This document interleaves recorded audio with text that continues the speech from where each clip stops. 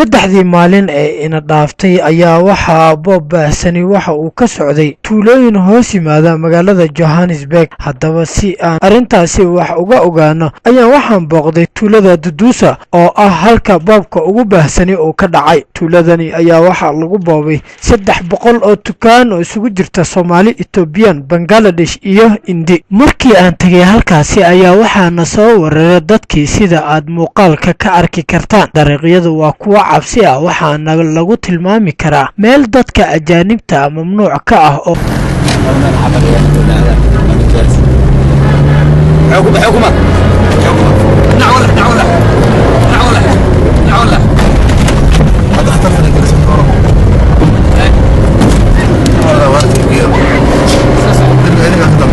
kale. sababta ugu weyn ee dhibaatadu ka bilaabatay ayaa la sheegay in nin Soomaali ah uu toogtay cunug yar oo wax ka iibsanayay kadib markii ay ismaan dhaafeen. haddaba Maxamed Aadan Yuusuf Kooshin waxa uu ka mid yahay ganacsatada waaweyn ee tuulada Dudusa, waxaana la boobay dukaankiisa. hantida ku jirtayna gebi ahaanba waa la gubay. hantida taalay Maxamed waxa uu ku qiyaasay ilaa 2 milyan oo lacagta waddankana una dhigata 200,000 oo dollarka Mareykanka. Maxamed ayaan dukaankiisa hortiisa waxaan wax ka weydiiyay sida ay wax u dhaceen. waxa halka ka dhacay wuxuu ahaa violence dadka loola kacay maartay foreigners-ka ama qaxootiga ee ganacsiga u wareystaan. waxa halkan lagu boobay hanti badan baa halkan maartay qaybna lagu boobay qaybna lagu gubay. waan gartay dukaankan iminka aan hor taaganahay ma adiga lahaa? cabdi xakiin dukaankan aniga iska lahaa. hanti badanna way imise gaaraysaa hantida halkan? hadda waxaa ii muuqda dab in lagu qabtay dukaankan. cabdi xakiin oo hantida dukaanka ku burburtay markii aan qiimeyn ku sameynay ama tiradii ugu dambeysay baan ka qiyaas qaadano minus plus ilaa 2 milyan, taasoo jiraayadka dhan bay qorayaan. waan gartay marka 2 milyan may gubeen mise way boobeen?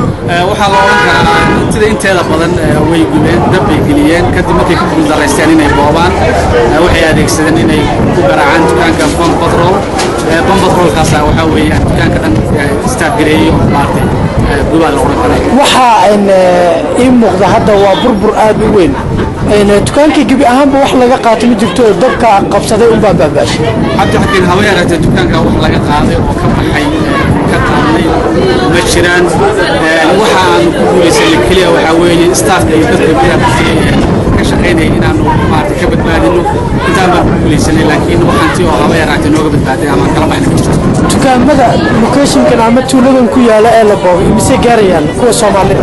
cabdi xakiin dukaamada area keliya ku yaala maartay tuuladan ama locationkeeda keliya. So what is the problem to happen here? The problem, Yeah. they show the car here, a South African citizen, your Pakistan and Bangladesh people shot somebody here.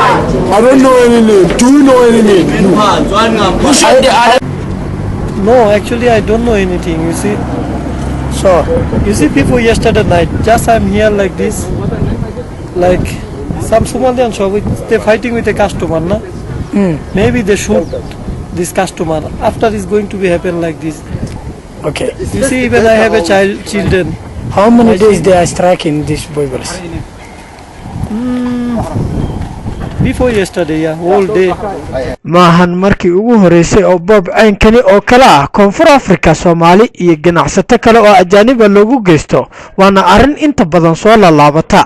dadkuna inta badan waxa ay ku macneeyaan marka ay dadka South Africaanka iyo dawladda isqabtaan ama qof ajaaniba oo qalad ka galo dad waddanka u dhashay. Cabdi Xakiin Ibraahin, Home Cable TV, Koonfur Afrika, Johannesburg.